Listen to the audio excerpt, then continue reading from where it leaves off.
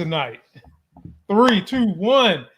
What's happening, YouTube? You're in the building with the living legend, Larry, me, Lamont Tyson. We are the Life Gain Avengers of current culture, and we got a fire show for you guys today. In my opinion, living legend. How you feeling? Man, I'm feeling okay. I'm feeling all right. It's going to be an interesting show. I don't think we've done an entire show about nothing but pornography. This is going to be crazy, man. This is going to be crazy. I'm not sure people are ready for this. Man, ladies and gentlemen, we're doing the furthest thing from that you can never imagine. We've got count them, 7 subjects to get through in an hour. And 3 of them involve, 2 of them involve Marvel, and 1 involves DC. Nice. Hey, I got to give a shout out already to Jack Farr in the building. He says I'm up at 2 a.m. for the stream in England.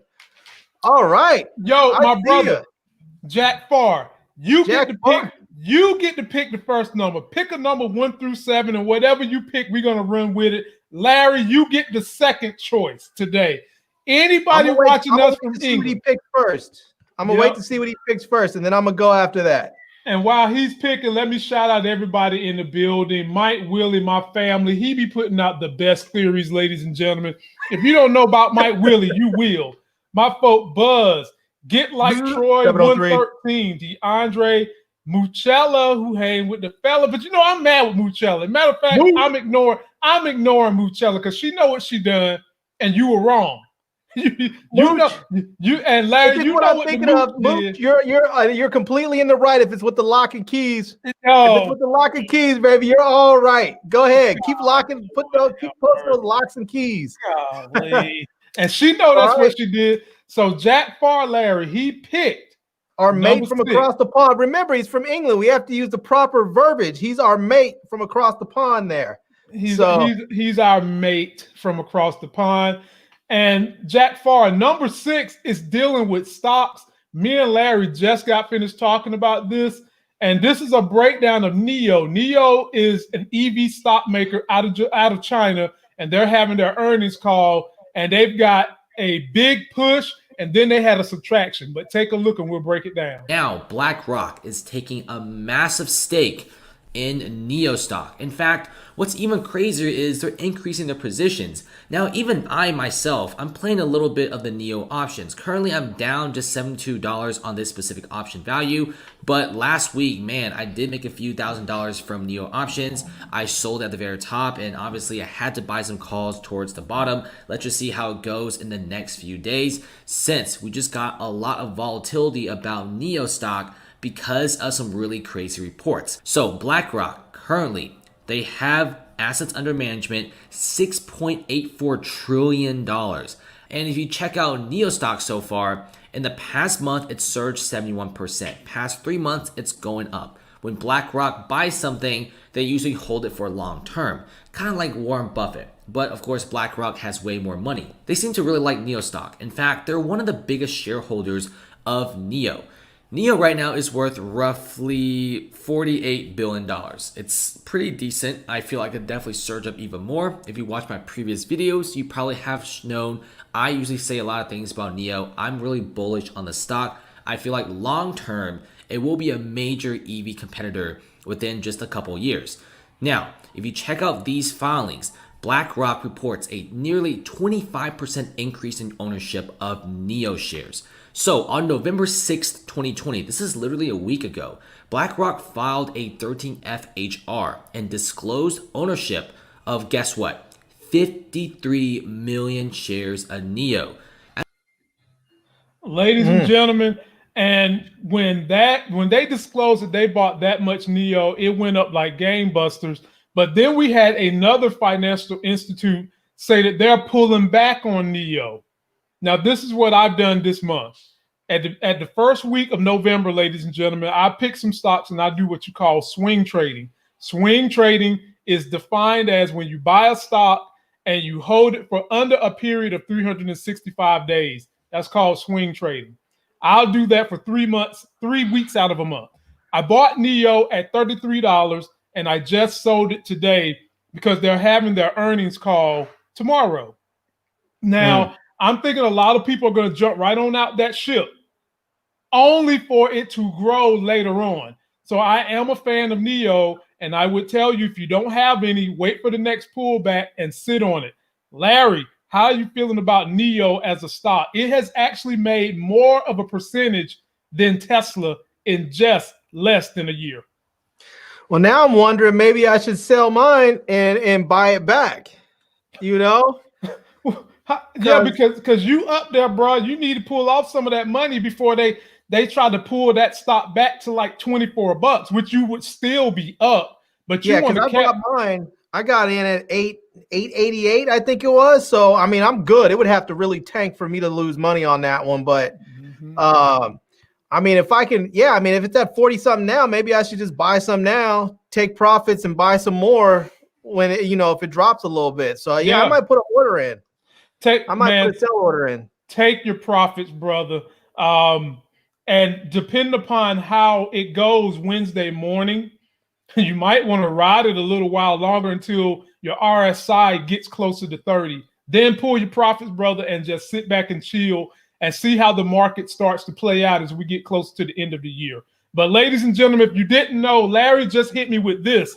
For all my people that have been following us that got Nio back in March, that got Tesla just released the news that on December 20th or something like that, they 21st. Will be in 21st, they will be included into the S&P 500. And what did the stock do in the after hours, ladies and gentlemen? That bitch went from 409 to 462. Yeah, it's going gangbusters. I'm glad I still got my 50 shares. I'm glad I'm still holding on to my 50 shares.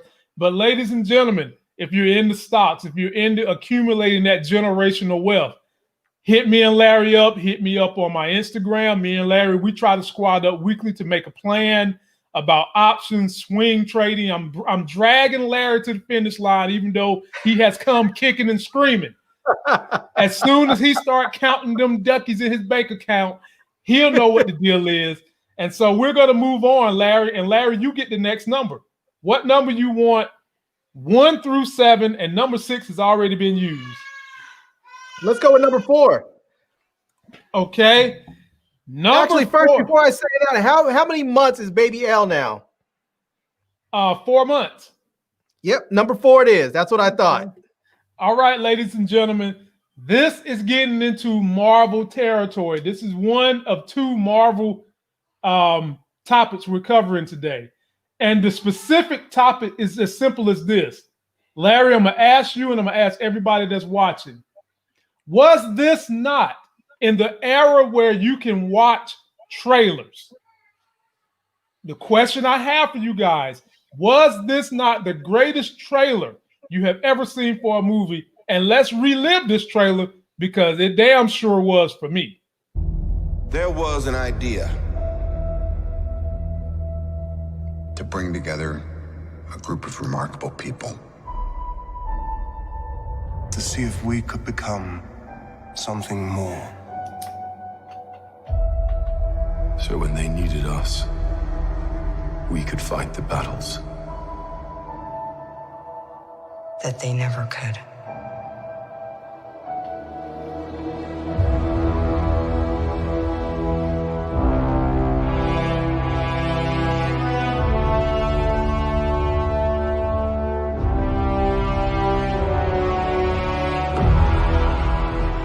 In time, you will know what it's like to lose. To feel so desperately that you're right, yet to fail all the same.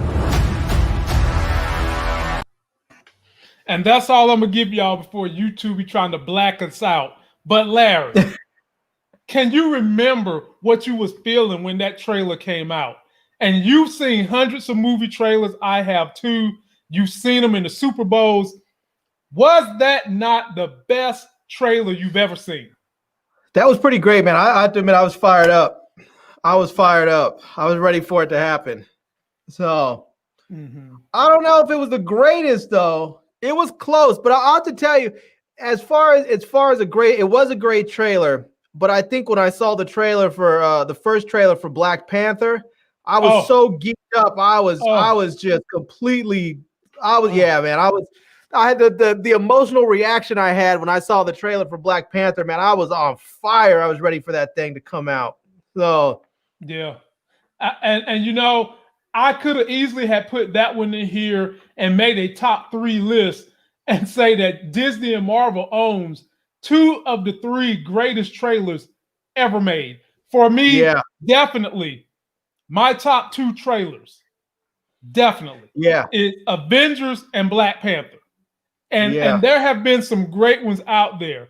But when you talk about a trailer being done correctly, you want a trailer that gives you trailer that gives you enough of the story without giving you the story, and then you want to see what are the finer plot points of the movie, and they all condense it into 2 minutes. And both of those trailers was just as perfectly done as possible. So for me, Larry, Infinity War, Black Panther were the 2 best trailers I've ever seen. They done both of them completely right. They gave me enough without giving me too much. Soundtrack, everything had me amped.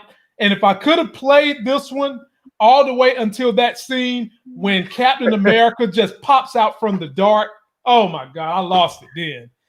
When he caught that spear that was thrown at him, and he had the beard at that. I was like, what the man? Whoo! Oh man. It was fire, man. It was fire. So we got Buzz in the building says he agreed with Larry. The trailer for 300. Woo, oh, that was that one too. Yeah, man. But Buzz, you took the word. I've got that in my top 5 too. And 300 was bananas. Man. And it was a great movie too. This is Florida. So yeah, man, definitely. We'll put that one in our top 3 for sure, along with Black Panther, along with 300. Moving right along, Muchella, even though I don't want to let you pick a number because all you want to do is throw up locks and keys. Okay? That's all you want to do. Muchella, please pick the next number 1 through 7, and we've already used 4 and 6. I feel like Muchella should go with number 7 because it's sort of like a lucky number, the way Zeke was when he got lucky with Professor Megan. Oh my God! Even though, I'm just saying. Here we go, man. Look, why y'all? Okay, y'all gonna get it. y'all ain't gonna learn until Zeke break that leg and somebody shoot him in the head and he's gone. That's y'all waiting on. That's what's gonna happen. That's what's gonna happen. Jack Farr said, "How they gonna do Black Panther without Chadwick? Won't be the same." I'll tell you what they're gonna do, Jack. This is what they're gonna do. The writers are gonna sit down. Ryan Coogler and them are gonna sit down. They're gonna realize that Killmonger is the rightful and true ruler of Wakanda, and they're gonna bring back the righteous and proper ruler, the true Black Panther, Killmonger, to take his place. Jack, that's what it's gonna be. If you haven't watched my live stream, this is all Larry's looking for. Let me give him this, and then he'll be done bothering us. Yeah, go ahead and burn all that. My king, we cannot do that. It is our tradition. When I tell you to do something, I mean that shit. Burn it all!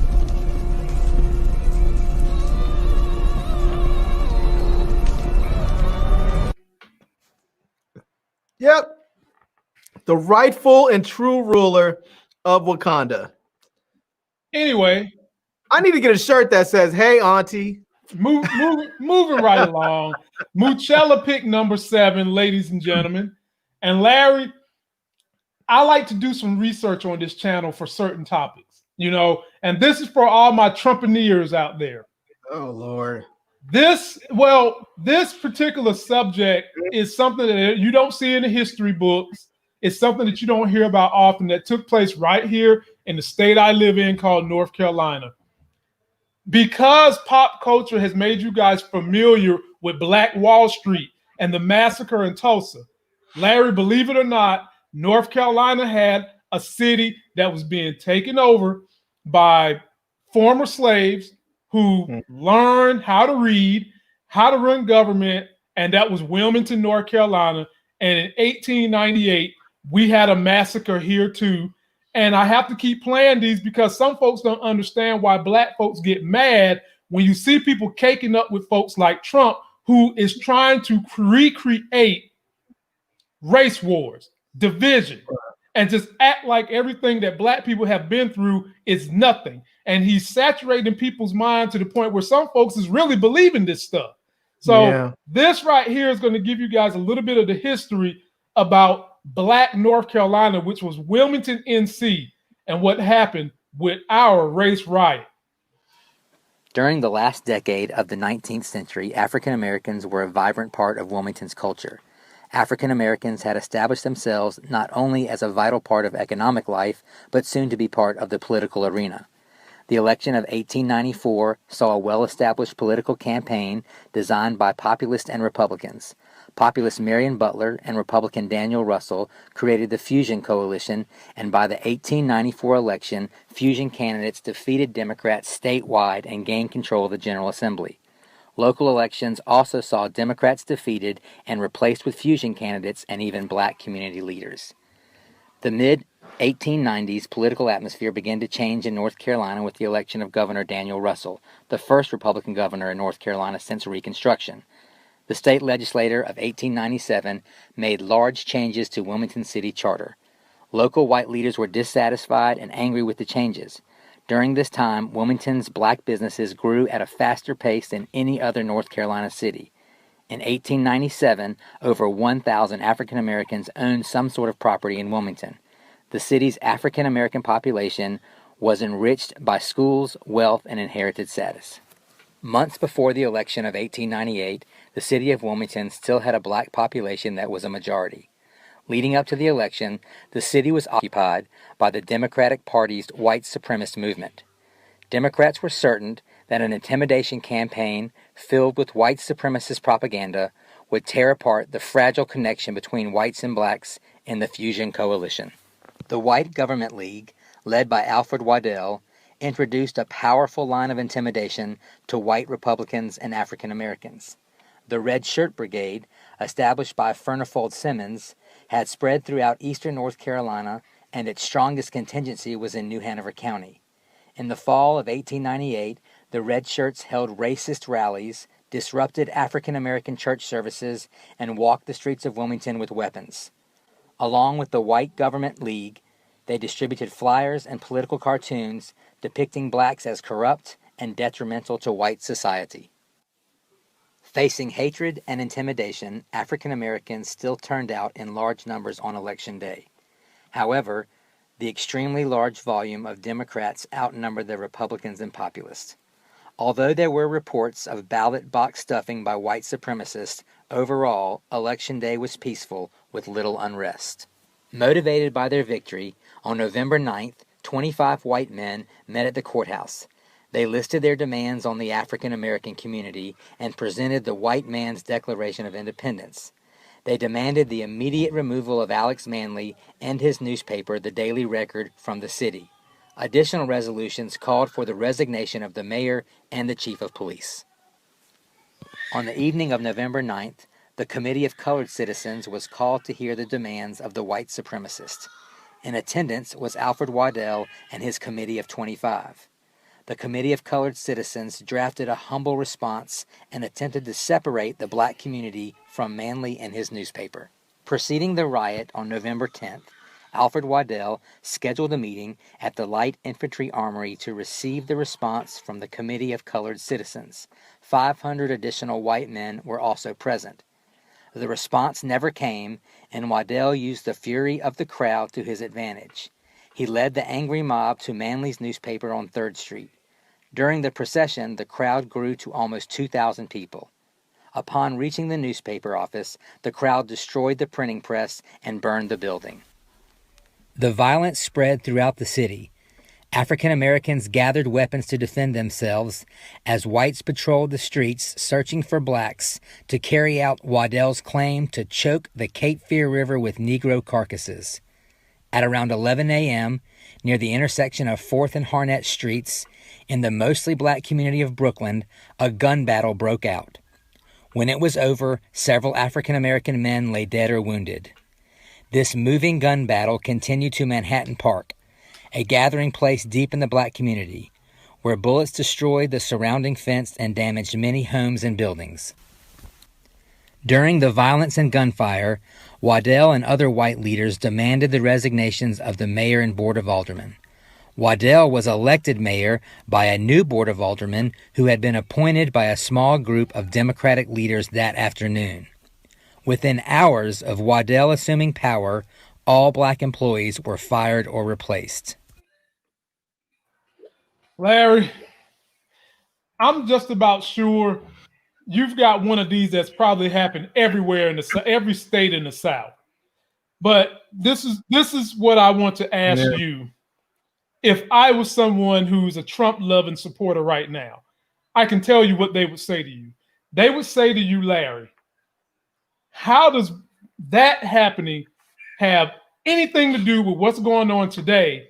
And why are you guys Democrats if Democrats was the party of white supremacy back then?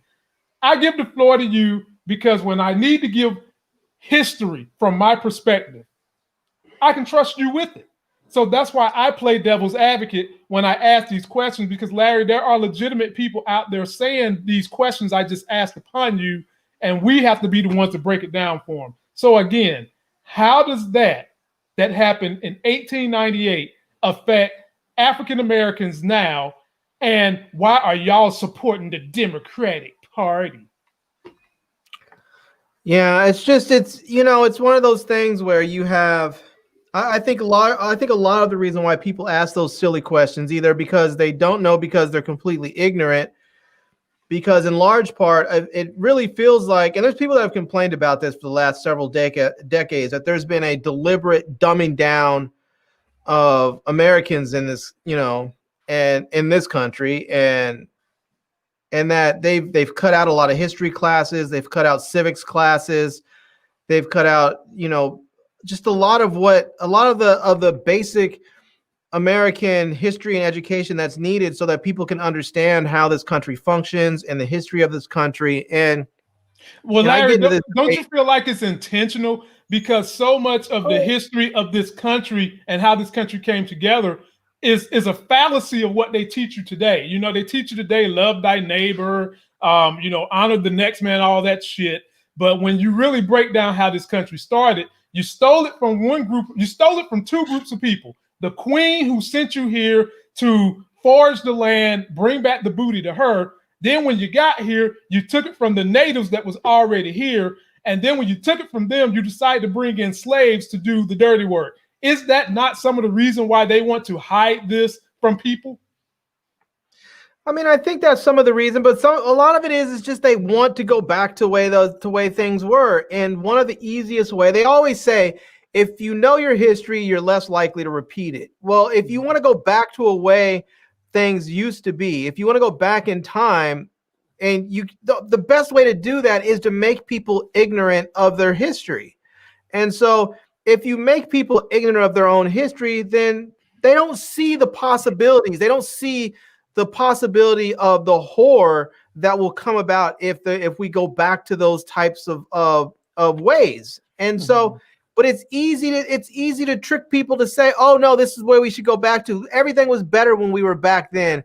And if all you're seeing is pictures of people in these little suburban towns smiling with the wives with their poodle skirts on and their, and their high heels with fluffy, feathers on them, serving their man drinks after he gets home from work. If you see all that, you think, oh, this is wonderful. This is Americana. This is beautiful. Well, what they don't tell you is all the horrible stuff that goes along with that, because they like to keep people ignorant. They don't like to tell you about all the other people that were excluded from the workforce. Yeah, all these white men, they were able to have great jobs. They were able to work, manual labor jobs and make a good living and buy a house and send their kids to school and buy houses for each other, for their family members, because there was not a lot of competition in the workforce because they locked black people out. They locked Hispanic people out. Women were almost entirely excluded from the workforce unless they were nurses or teachers.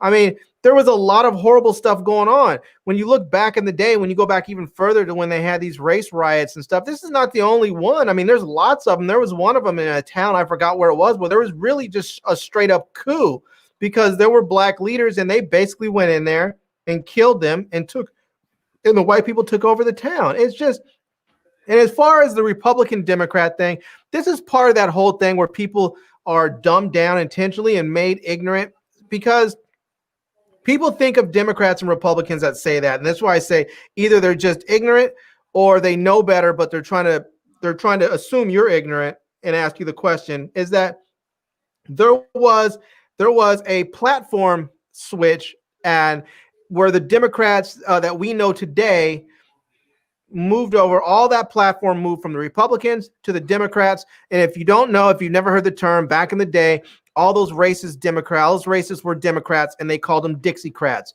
Well, at some point when they flip-flopped the platforms, the Democrats, the platform for the Republicans went to the Democrats, which was a more liberal platform, and the more evil, racist, conservative platform, they went over to the Republicans. And that's where it's been for the last 50, 60, 70 years, however, since like since back and I believe it was sometime in the 60s when that platform flip happened.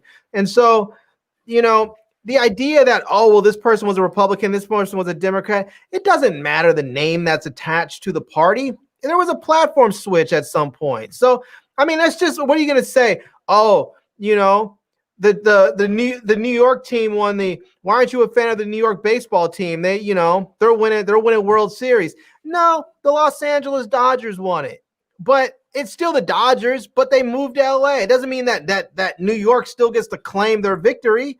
It's just they flop cities. They switch cities, It's just right. It's just people say that stuff and it's silly. And this is one of the reasons why people get so upset with when they call college professors that teach history and teach ethics and teach African American, Chicano studies, women's studies, all that. Why they get mad at them and they rail against them is because you have these kids that have been deliberately kept ignorant and they're able to that way hold on to all these racist beliefs and everything, and then they go to college.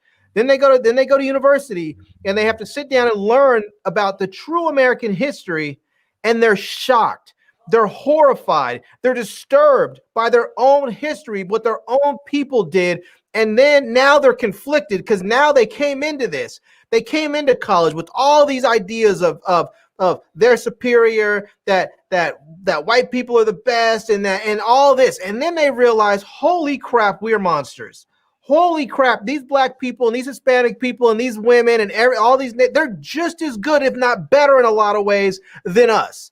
And now I'm learning this. Now I'm upset and I'm confused. And some people accept it and they really push back on what they've learned in the past. Some people learn it and they get upset and they get angry and then they become these really entrenched, sort of ultra conservatives because they just can't accept the truth.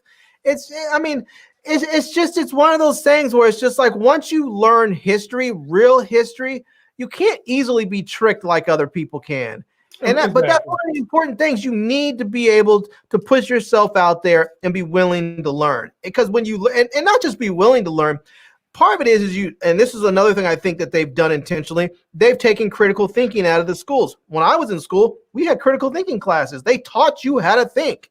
They taught you how not to be fooled, how to think through problems, how to put A next to B, next to C, so that you can come up with D.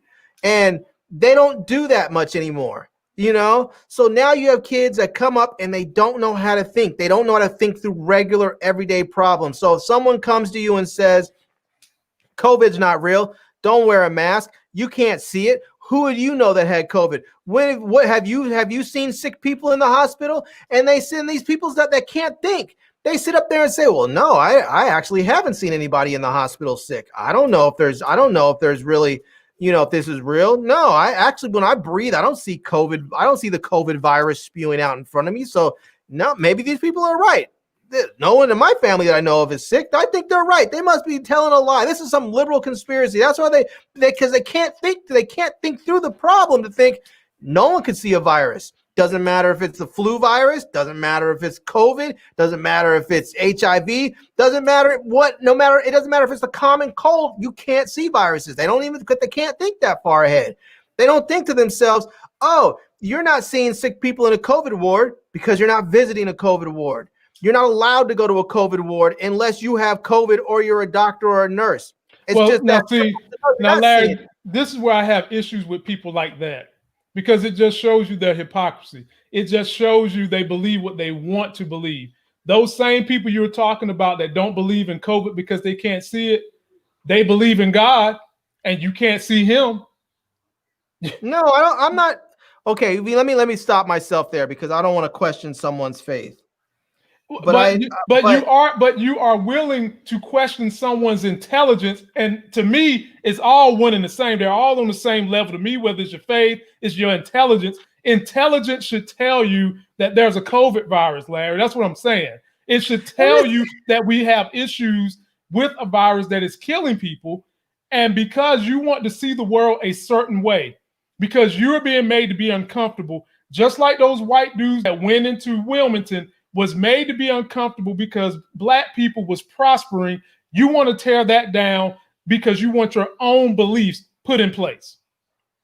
Yeah, and I want to push back a little bit. I don't want to say I'm questioning their intelligence because that implies that they're dumb. I don't think these people in a lot of ways are dumb. I think they are ignorant, and sometimes they are willfully ignorant, and that's unfortunate. But I think they choose, like you said, they don't want to learn. They don't want to understand it. So they're willfully remaining ignorant. Some people are just flat out ignorant. They've been spewed so much crap and taught so many lies that they just can't believe. There's been so many people out there that have been taught that Black people are nothing but criminals and sexual deviants and everything else, that they're subhuman, that they can't learn. And then all of a sudden they learn this history where Black people had entire cities in this country that were thriving, that the entire state in some of these instances were dependent on the economies of these Black areas, these Black cities. And when they destroyed them, the economies of those states just plummeted. And so they weren't taught that. And so they've been taught all the other negative stuff. So when they learn this history, their first reaction is, this is BS, this is crap. And then when they see the documentation, when they see the photos, when they learn what really happened, then all of a sudden they're forced at that point to make a decision. Are you going to accept the truth and you're going to say, holy crap, this is wrong, and I've been taught some hogwash? Or they're going to become more entrenched in their own false beliefs because it's comfortable to them. It's safe because they're already there. They don't have to go and believe anything else. They don't have to put away the stuff that they were taught because it's uncomfortable to put away stuff that was taught to you incorrectly. Because now, if your parents taught it to you, now you have to worry about, can I trust other things that my parents say? If your pastor taught it to you, now you have to question, can I trust what my pastor says? If your teachers taught it to you, you have to ask yourself, can I trust what my teachers say? It causes you to have trust issues when you learn how much you've been lied to by your family, your teachers, your pastors, your friends, your family. And so, yeah, for a lot of people, that's scary and it's challenging. And most people are too cowardly to actually go ahead and use that knowledge to move forward with their own thinking. So they accept what they've been told. They accept the propaganda that they've been fed. And yeah. Well, Larry, put a pin in it. Put a pin in it. We're going to move on. But ladies and gentlemen, we have decided, me and Larry on this channel. Let me just hold on before you go on. Let me just say one thing. I just wanted to address what Lamont said. I mean, what Buzz said. He said, Lamont, Larry, you can't fix stupid, and I have to push back on that. Buzz, it's not stupidity. It's not that the people are stupid and they can't learn. It is people that are intellectually lazy. There are people that are intellectually scared. I got to push back on you on that one. If you know that knowledge is out here and you choose not to seek it, that's stupidity. That's a lack of intelligence. If I know I need to learn how to fish to survive, and I say, no, I have an intelligence problem. I have a logic problem. There's no way for you to try to be nice about it or PC about it. It's stupid. If I have to get a haircut, I know I got to use a razor. And I decide, no, I'm not going to use a razor. I'm just not going to do anything about it, but I need a haircut. That's a choice you make, and that's stupidity, period. It don't matter how you try to dress it up to be nice about it. That's an intelligence problem. Intelligence is the thought process to make you do better, to escalate your knowledge. That's intelligence. And when you decide not to do it, no, that's not entirely true because intelligence is one's ability to learn and understand. And you can make a choice to learn and understand. Yeah, you can make bad choices. You can make a choice to be intelligent. And you can make a choice to be stupid. You can be intelligent and still willingly make bad choices. We see it every day. We see people who are I'm not debating that. I'm not debating that. You can do that. But you can also make the choice not to get the knowledge you need to make yourself intelligent. And that's stupid. That's being stupid. See, I guess that's where I think that's where we're diverging here, because I think that people can be intelligent and still do stupid things and make stupid decisions. I don't think that intelligence is something that to me, I believe is inherent. You have it or you don't. And it doesn't matter if it doesn't that's matter. Where we disagree. That's totally where we disagree. Here's the thing. You will have people that will go to school, or they'll go online, or they'll do whatever. They'll work with other people. And some people have to work really, really hard and study a long time to gain a certain understanding of things that other people can just get just by looking at a book once or watching someone do something once. You have people who have an extraordinarily high level of musical intelligence. They can watch somebody play a guitar, they can watch someone play a song once, and they can say, "Oh, let me try that," and they'll just get it because they have Larry, that ain't necessarily intelligence. That could be a good memory. It don't just got to be that could be a good memory. Hell, you ain't got to be. That's not necessarily. You can have a good memory. I mean, people. Hell, I'm not the most intelligent person, but I have a degree in the medical field. And it's because I studied, I chose to do the part that I had to do to retain the information. I made a choice to do that. Right. So you just proved my argument. It's not about intelligence in that sense. It's hard work. There's a difference between people willing to work hard and people who are naturally intelligent. My intelligence was I knew I needed XYZ sitting over here, and I had to make the intelligent choice to take this pathway to get to XYZ. That's intelligent. You made a good choice. You made a good choice. I made an intelligent choice. A good work ethic. An intelligent choice is what I made. And people out here are not wanting to make an intelligent choice, but we got to move on. All right. Buzz, because you got this thing going, you get the next number. Teresa, she just got in the building, and I guess we're going to give her a number 2, even though she only looking for one number that ain't up here.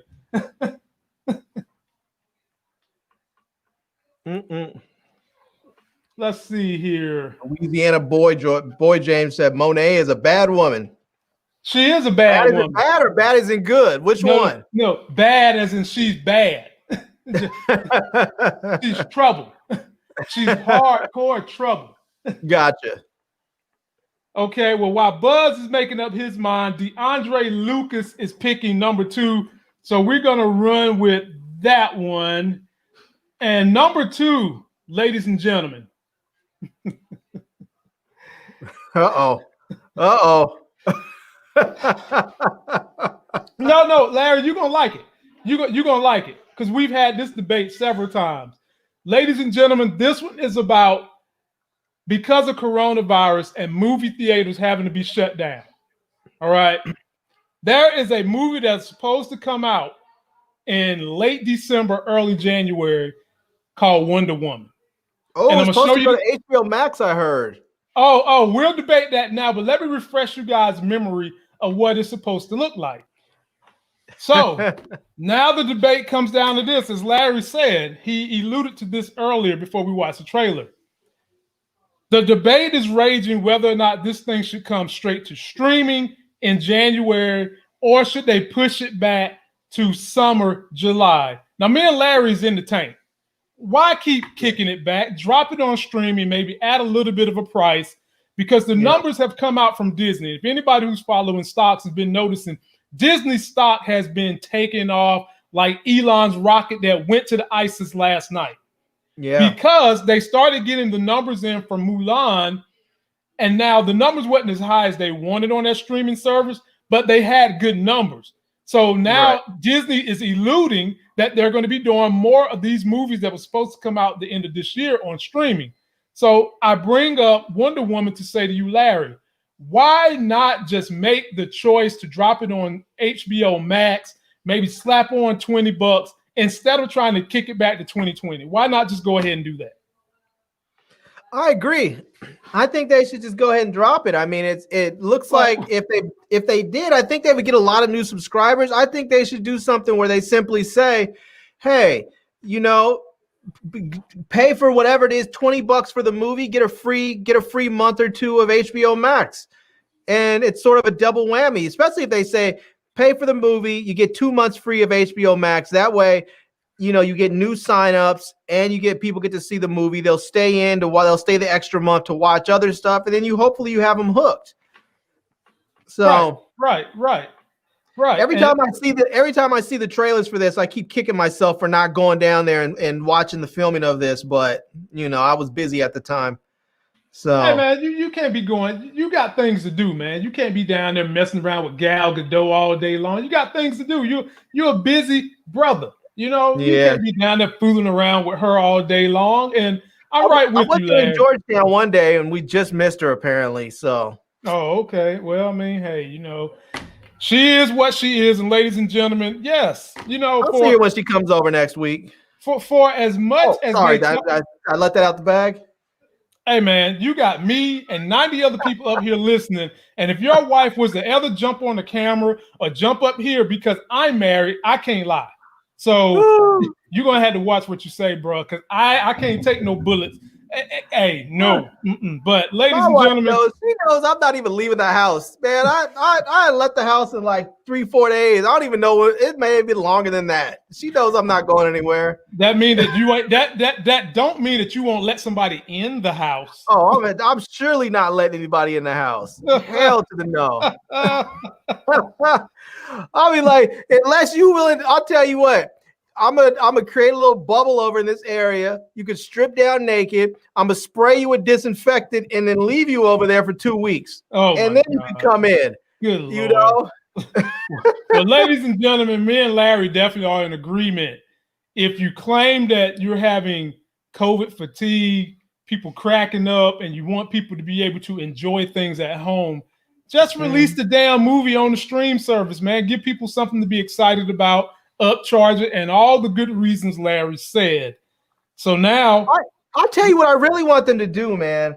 I really want them to do a thing like they did with the AMC A-List Plus thing where you would pay $20 a month and you were able to go to the theater and see 3 movies a week.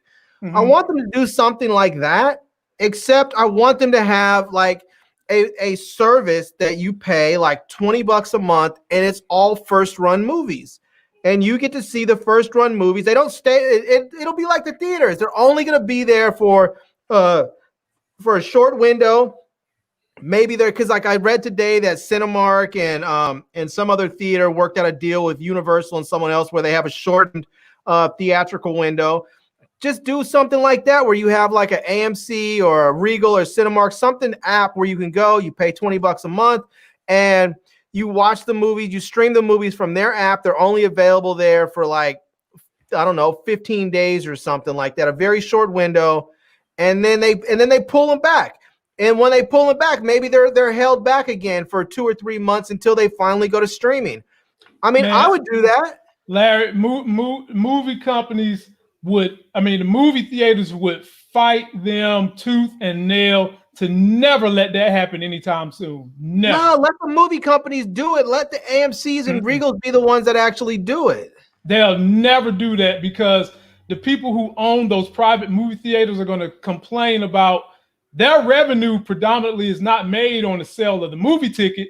It's made Right. on when they get you in the theater, and then they sell you stale 2-year-old popcorn for $15.99, and then Well, tell yeah, you, the indie theaters would be toast, but let's be yeah, real. There's not going to be any indie theaters left when we can go back to the theaters because people won't wear masks, people won't Nope. stay home, and so they're shutting down cities after cities after cities. There's more and more cities are getting shut down. They're going to continue to shut them down. I mean, in all seriousness, we're going to have entire state shutdowns, I think, probably by the end of next week or so, because they're going to have to. It's gotten to the point where hospital capacities are at over 100%, where they're putting people in temporary facilities outdoors. They're building medical tents and all that stuff. So I can tell you right now, I don't want to be in a medical tent in North Dakota in the middle of winter.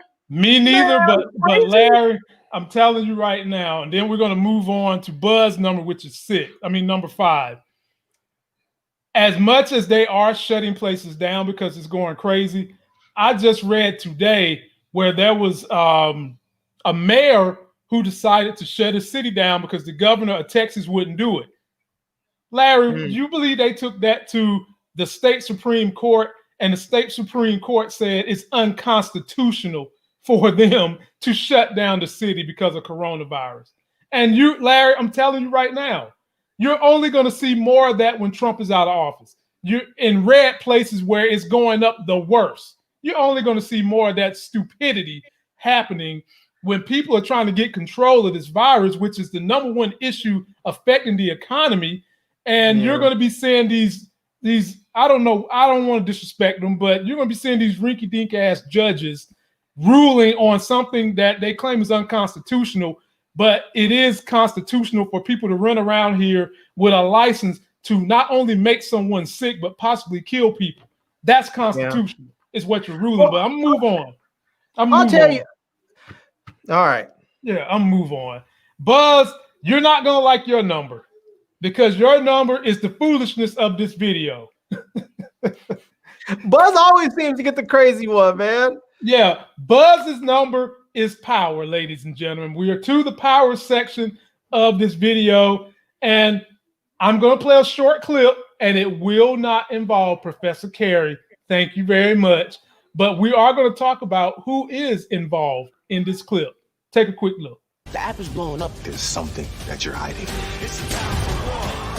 I thought we had a deal, Sax. You can't trust anybody. Everything that you've been up to. You know everything. This ain't no negotiation. Do we have an understanding? So, Larry. It's coming up soon, man. It's coming up soon. Man. We've got a couple of people we need to identify, Larry. So let's start the identification process. Larry, who's in that mask? I don't know, some fake Bane? Come on, man. Come on, man. Lord have mercy. That's a pretty wicked looking mask, though. I'll say that. Well, in the trailer, you saw whoever this person was looked like he was running behind Kane. And so if you're going to go in it with that perspective, I would say we know it's not Drew. Whoever's in that mask appears to be either light skinned or white. So I would make some brownness in there. I think it's one of those GTG. I think it's one of those GCG dudes. Yeah. But why would they be running around with Kane when Kane beat him down? You know who I think is in that mask, Larry? Who? Braden's brother that stole the drugs. You think he looks too big to be Braden's brother? Hey, Braden's brother was taller than Braden. Yeah, but he was thin though. He didn't look. This dude looks like he has a little bulk on him. Maybe I can't tell. The vest. I can't tell. But you think his brother's that tough? I don't think he is. No, I don't think his brother's tough at all. But when you put a gun in somebody's hands, haven't you seen how people all of a sudden get this fake ass courage? Yeah. So you call the great equalizers for a reason. Okay, so and here's another angle of that person holding up his weapon. Okay, so the next person we got to figure out, Larry, is who is this guy? Man, he was in the trailer too. Where is he at? Looks like he's in a museum or something. What is that? A sarcophagus next to him? Man, I have no idea, but I think definitely this cat is with GTG. Yeah, I don't know. Definitely. That dude looks like a old Neo or something with, you know. Hey, whatever he doing, he's spraying, ain't he? Lad? That brother Is is that a guy spraying. or a girl? He looks like he's got a girl's jacket on. Man, come on, man. That's a dude, man, looking It like is? Ziggy Marley. That's a guy, man. God. You sure that's not Snoop from The Wire? No, man. No, All right. no. I'm And just saying. no. So my guess is that's GTG. And Larry, we got one more for you. Who is that holding down Tariq wearing all the white? Yeah, I think that's probably what's his name's husband. He's about to take Tariq's booty. I think that's what's about to happen there. What? I think Tariq underestimated him, and he tried to come at him about the app, and dude just put him down there and said, "I'll take it if I want it. You're gonna do what I tell you." Man, no way. That is not Simon Stearns' husband. Yeah, Man, yeah, that's stop. Simon Stearns, dude. That's what it is right there. Stop it. Yeah. That is probably Monet, possibly.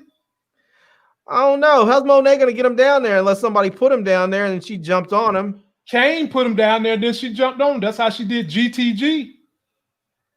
Yeah. You know, I mean, that's Tommy. That's not Tommy. If Tommy comes back to Tariq, Tommy's coming back with love in his heart. Because if Tommy was coming back with anything else, you wouldn't see Tommy coming. That's probably true. Now I think he might want to, slap Tariq around, hold him off a building or something like that again. Yeah. But he's not going to come back and kill Tariq or Tasha. No way. No way. And he only does Tariq like that, I think, because he likes Tariq. I think he sees a lot of James in his dad and in him. He's like, because Tommy wasn't the biggest fan of James St. Patrick. He was a big fan of Ghost, but I think he sees a lot of Ghost in Tariq, and I think he likes that. So I think if Tommy comes back, if we see Tommy with Tariq, it's gonna be all love. It's just gonna be him. It may be some tough love, but it's gonna be all love. Yeah, and is it still even a debate whether or not Tommy is going to pop his head in this season? No, we'll see him. He's gonna come in. It's gonna be I'm sure we'll see him like on the last two episodes, and they don't want to overshadow the series with Tommy, so they'll bring him in the last two episodes just so that we can say, hey, here he is, and then the last episode will lead into his show. I'm almost certain that's how it's going to go down. I feel like that would be a great way to do it too. So we're going to move on, ladies and gentlemen. Nita the Diva has decided to pick number one, and number one is our last Marvel story. Some people have already talked about it a little bit, Larry,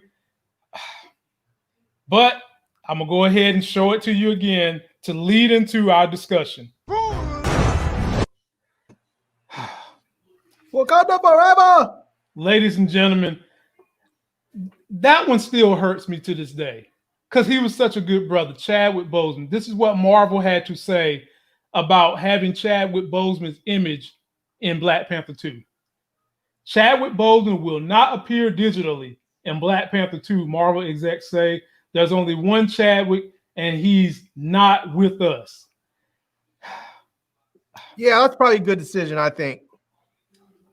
Why, Larry? I'm not debating that, but if you knew Chadwick and you saw his interviews and him talked about how he went and met so many people around the world that didn't even know he had played iconic characters such as Jackie Robinson, such as Thurgood Marshall, such as James Brown, but they knew him from Black Panther. And he said that didn't bother him because it ingratiated him with more younger viewers, and those younger viewers start going and watching his other content. So don't you kind of think if that's the way he feels about, he was happy with Black Panther being his iconic role, do you think he would be okay with having his image in the last Black Panther that we'll probably see his face in? Nah, I think when you look at an actor that's that great, I mean, those dudes are usually serious perfectionists. It's like Denzel. That dude takes his craft so seriously. I can't imagine that he would be okay with them trying to create some digital reproduction of not just his likeness, but of his acting. And so, yeah, I'm pretty sure they'd be like, nah, I'm good, man. Just go ahead and move on. You know? Teresa made a great point that she's happy they're not going to try to take advantage of the money grab by having his face in it. I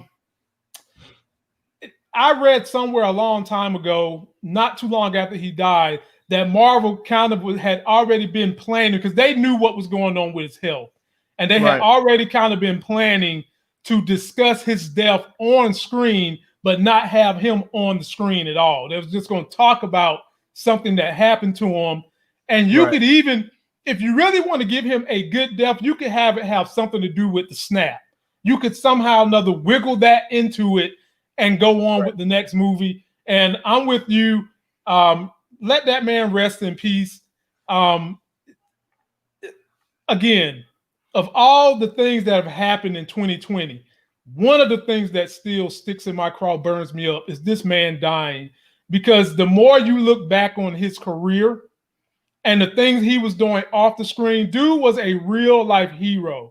There was 2 movies where the female lead actresses was not going to get paid a lot, and he cut his pay to make sure they got paid. You know, I mean, you can't beat that. And so kudos to Marvel, big time move. And Larry, that brings us to our last. I do have to say though, man, I do have to say right quick that it better not be nothing about Killmonger. I'm just saying that even though we're not going to get Chadwick Boseman back, it's nice to know that we still have another Black Panther that's going to be able to come there, whether it's going to be Shuri or if it's going to be the true and rightful ruler of Wakanda being Killmonger. We know we're going to get another Black Panther. So even though he's not there, even though we're not going to get Chadwick as T'Challa, it's nice to know that we're still going to get another Black Panther. Ladies and gentlemen, there's only one Black Panther, and here he is again. Take a look at this real king all over again. It's not Killmonger. Damn, brother, no, brother, no, just no. Last subject we got, ladies and gentlemen. Last one. This is it. Larry, how do you feel? Man, what in the world? Oh, Larry's a fan of the United States flag, ladies and gentlemen. What happened? What happened? You saw what happened. You just showed your patriotism, and we're grateful for your patriotism. See, y'all be talking about Democrats ain't patriotic. That man just put up a flag. He's patriot. Oh, my Lord. Here we go. The true and rightful ruler of Wakanda. Nobody believes that. Nobody believes that. Last subject, ladies and gentlemen, and Larry, I'm gonna give this one. I'm gonna ask you the question first before we dive into what it is. All right. How do you feel about big budget Black movies that were successful in the theater eventually being turned into miniseries or TV series? How do you feel about that? It depends on, I don't think that it being Black has anything to do with any of it. I think the fact of the matter is simply if it is a good transition, then sometimes I like to see it. Sometimes I don't, but most of the time, if it's a good transition, I don't mind seeing it. And here's an example of one I can think of that I wasn't sure about when they decided to do it, but when they did it, I really enjoyed it, even though it was a short-lived project, and that is Blade. When they took Blade from the big screen to the little screen, and they had what's his name, Sticky Fingers playing it. I thought it was fantastic. I wasn't sure. I was like, I don't know, this dude could even act. He's a rapper that was like, just I don't know if but he did a fantastic job. And I don't understand why they canceled it. I guess it just didn't get the ratings or whatnot, or maybe it was too expensive. I don't know, but. So it just depends on what the project is and how they do it. I don't want to see people start moving stuff over from the big screen to the little screen just because it found success in the movies, and now they think, oh, well, if it's a successful movie, it'd be a successful TV show. That's not necessarily the case. You know, some things are great in an hour and 45 minutes or 2 hours. They're not necessarily great over, 10, 12, 20 episodes. So, well, ladies and gentlemen, this is what we got right here. Terry McMillan oh, geez, announces come on. Waiting to Exhale will be returning as a TV series. Now, before we not done with that garbage yet? What has it been, like 20 years? I mean, we should be done with that garbage. Larry, why I gotta be garbage? This was an iconic black movie. It was iconic. You know what's iconic about it is how ridiculous that story was and comical. They made this big story about, oh, we're going over the seas to go. We could do it too. We can go get young men too. Us women, we don't have to worry about we can go get these young men and pull these young men and bring them back. And she didn't do anything but get hustled by a young gay dude. That's all it was. She got hustled by a young gay dude who played her out, got over here, got some money, got his U.S. citizenship, and then left her ass and brought his lover over. That's all that happened. Well, what about this one? What about it? Well, that's Wesley Snipes. He was in the movie. And? He did a good job. If they want to take a movie and turn it into a series, do Dolomite. Yeah. Well, and then I'll see Wesley in that one. Wesley's character in Dolomite was way better, infinitely better. I'm gonna say, ladies and gentlemen, I'll give it a chance because I hated that movie. It was garbage. Another movie that I liked in the theater, and then they decided we're gonna make a TV series, and I rolled my eyes, I snared, and guess what, ladies and gentlemen? It turned out to be a good show. Soul Food turned out to be a great TV series, and it was based on the movie, and that turned out pretty well. Having said that, with the success of that one, Larry, why is it that Waiting to Exhale can't be a good TV series? Is it just because you just didn't like the movie? Yeah, I didn't like the movie. I didn't like the message, all that. I thought it was just, I didn't like it. Okay. Didn't like it. I thought it sent a horrible message out to women. I think that the message that is sent out to women is the same message that women have been fussing about men doing for the longest, talking about basically leaving their spouse, whether because of whatever reason it is, and then going overseas and pulling some young person and getting married and blah, blah, blah. It's the same thing that women have complained about for God knows how long, and then they want to show it on the female side, and all of a sudden it's this big celebration of female liberation and all that crap. I was like, it's nothing more than the same crap that women complain about that men do.